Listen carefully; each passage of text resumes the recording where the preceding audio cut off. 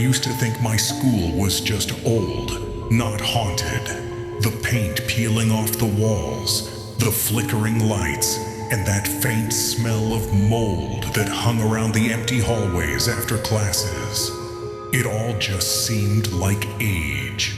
But everything changed in my 10th grade year when they reopened Classroom 9B. For years, it had been locked.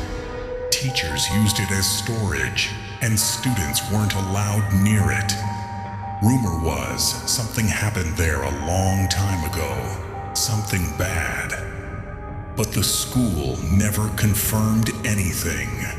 They just said it was under renovation, though no one ever saw workers there. When the new term started, they announced that 9B would finally be reopened. My class got assigned to it. The first day we walked in, it felt different. The air was colder, heavier. The walls were covered in old yellow paint, and there was one broken fluorescent tube that buzzed even when turned off. The only window was foggy, like someone had been breathing on it from the inside. I remember sitting down and feeling my chair slightly vibrate, like someone had just bumped it. But when I turned around, no one was there. By the third week, everyone had noticed something off. It started with a reflection. During a math test, my friend Sana looked up at the window and froze. Her pencil dropped to the floor. I followed her eyes. There was a reflection of a girl standing behind her, but there was no one behind her. The reflection showed a girl with long, black hair, covering most of her face, wearing a pale, old-fashioned school uniform, her head tilted slightly, like she was listening. Then the lights flickered, and the reflection was gone. Sana screamed and ran out of the room. Everyone laughed at first, saying maybe she was just stressed from the test. But I could tell she wasn't lying. Her face was pale, and she refused to sit near that window again. That night, I stayed back at school for a drama rehearsal.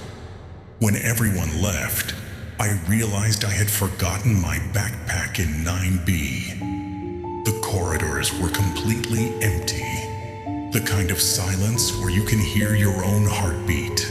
As I walked toward the room, I noticed the classroom door was slightly open, even though I was sure I had closed it earlier. The lights inside were off.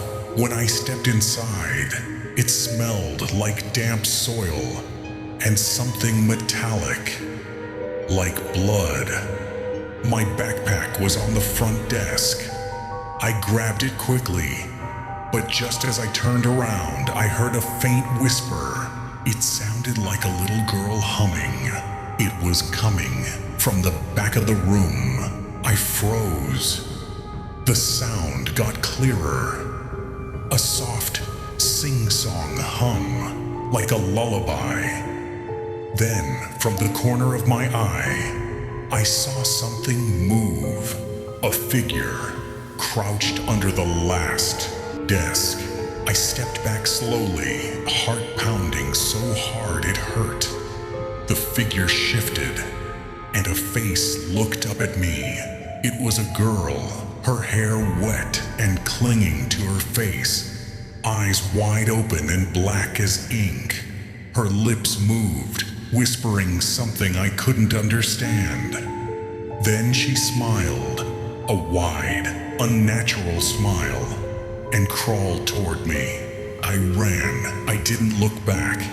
I just bolted out, slammed the door, and didn't stop until I was outside the school gate.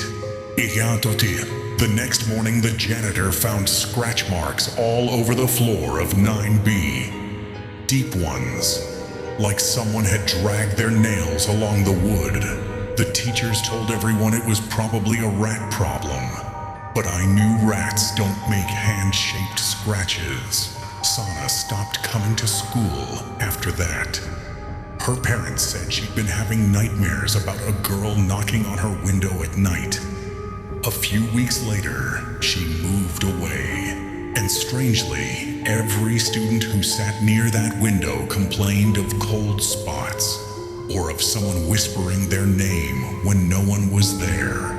Igatoti, months passed, but the story of 9B spread. Seniors told us that about 15 Ian, that 15 years ago a girl had died in that classroom. She was bullied badly and locked in the supply closet as a prank. A fire broke out that night, a small electrical one that started near that same buzzing light. They evacuated everyone, but no one realized she was still inside. By the time they found her, it was too late.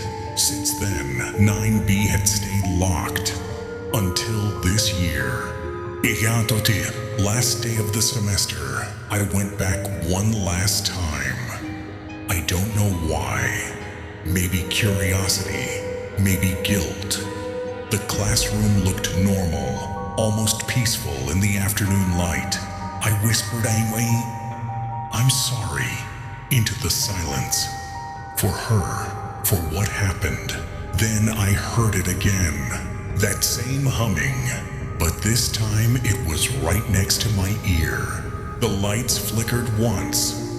I turned to the foggy window, and in the reflection, I saw her standing beside me, still smiling.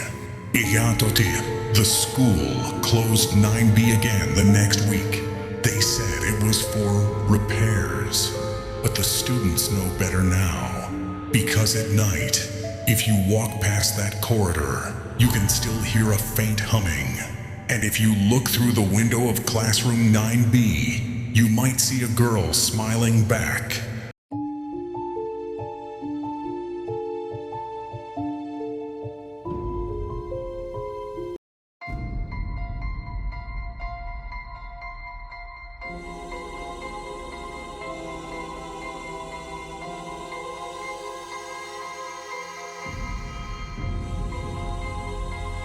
I never thought I'd be the kind of person to tell a story like this, but what happened to me back in 2019, during my last year of high school, still haunts me every time I walk past that building. Our school was old, built sometime in the 1970s, and it showed. Long, echoing hallways, flickering tube lights, and classrooms that always smelled faintly of dust and wet wood. It wasn't unusual for weird noises to come from the vents, or for lights to randomly go out. Everyone had their ghost stories about the place, but I never believed any of it until that night. It was a Friday evening. I stayed late after class to finish a science project with my friend Haris. The janitor, Mr. Kassim, usually made his rounds around 6 p.m. and locked up by 6:30. Haris left early because he wasn't feeling well, and I decided to stay a little longer to clean up our experiment.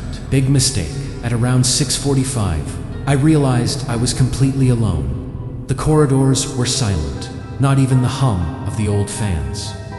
I packed my stuff and headed toward the exit. But when I reached the main gate, it was chained shut. The entire school was locked. I tried calling Mr. Kazim, but there was no signal inside. I figured I'd go to the staff room and use the office phone. That's when things started to feel off. As I walked down the hallway, I heard the faint sound of footsteps behind me. Slow, heavy steps echoing against the floor. I turned around. Nothing. But I swear, I could feel someone watching me. I picked up my pace and went straight for the staff room. When I got there, the door was slightly open. I pushed it and flicked the lights on. They buzzed to life, dim and uneven. The phone was on the desk, so I picked it up, but the line was dead. Then I heard it again, the footsteps, closer this time. This time, they stopped right outside the door.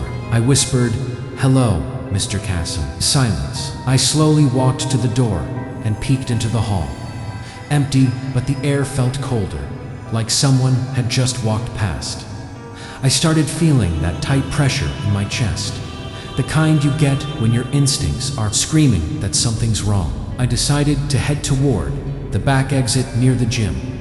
There was an emergency door that sometimes wasn't fully locked. As I made my way there, I passed the main staircase, and that's when I saw it. Someone was standing at the bottom of the stairs. It looked like a man, but not quite. His body was thin, almost unnaturally tall, and he was just staring up at me. I froze. The light above him flickered on, off, and every time it came back on, he seemed closer. The last flicker. He was halfway up the stairs. I ran. I sprinted down the hallway, turned the corner, and ducked into an empty classroom. My heart was pounding so hard, I thought it might give me away. I crouched beneath a desk, trying to control my breathing. Then, from the hallway, came the sound of something dragging along the floor. Not footsteps, like metal scraping against concrete. It stopped, right outside the classroom. And then, a whisper, "Don't hide." I swear to God, I stopped breathing. The door creaked open slowly, and I saw a tall shadow stretch across the floor. It just stood there for what felt like forever. Then it turned and walked away. I waited another 10 minutes before crawling out and quietly making my way to the gym exit. Thankfully, it was slightly open, just enough for me to squeeze through. When I got out, I ran straight home. I didn't look back once. The next morning, I went to school like nothing happened. I didn't tell anyone, because honestly, who would believe me? But when I walked past that same staircase, I saw something that made my stomach drop. There were scratch marks on the floor, deep, long scratches, exactly where that thing had been standing. When I asked Mr. Kasim if anyone had come into the school after hours, he said, "No one's allowed in after I lock up. But," and he hesitated, "sometimes the motion sensors go off around midnight. Always near the stairs." I still have no explanation for what I saw that night, but I've never stayed late at school again. And sometimes, even now, when I pass by that old building at night, I swear I can still see a tall figure standing by the window, watching.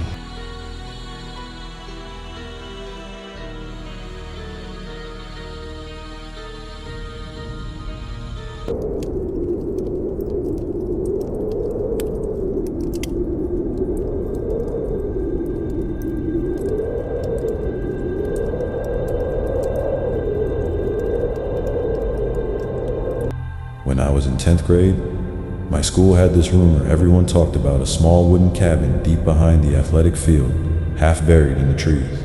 Most people thought it was just an old storage shed, but there were stories that it wasn't always empty. Our school was built in the 1980s, right on the edge of a forest that stretched for miles. During the day, it looked peaceful, but after dark, that place turned into a maze of whispering trees and shadows that seemed to move on their own. The first time I heard about the cabin was from my friend Hamad. He said his older brother had gone there on a dare years ago and came back pale, shaking, and refusing to talk about what he saw. Naturally, our group decided we had to see it for ourselves. It was a Friday afternoon, the start of winter break. The sky was gray, and the wind was cold enough to sting your face. We waited until after sunset, when the teachers were gone and the field lights were off, then slipped through the back gate with our flashlights. It was me, Hamad, and another friend named Billo. The forest started only a few steps behind the fence. Everything went silent as soon as we stepped in. No birds, no crickets, nothing. Just the sound of our feet crunching leaves. After about 15 minutes of walking, we saw it, a small wooden cabin, half hidden behind some trees. The door was slightly open, swinging with the wind and creaking like something out of a nightmare. We stood there for a minute, shining our flashlights at it. The windows were completely dark, covered in grime. Hamad whispered, "See, it's just an old shed." But even he didn't sound convinced. We pushed the door open. It groaned loudly. Inside, it smelled like rot and metal, that thick, sharp smell of rusted tools and wet wood. There were old desks stacked in the corner, and a broken chalkboard nailed to the wall. We realized this used to be an old classroom, maybe part of the original school building before they expanded. I swept my flashlight across the room, and that's when I noticed something scratched into the blackboard. Room 9B never closed. I frowned. Our current school did have a room 9B, an unused classroom in the far end of the east wing, locked for years. We always thought it was just storage. Bilal laughed nervously. Probably some senior's prank. But then, from behind the chalkboard, came a dull thud. We froze. Another thud, like something hitting the wall from the other side. Hammond whispered, "Maybe an animal." We all knew it wasn't. Suddenly, the door behind us slammed shut.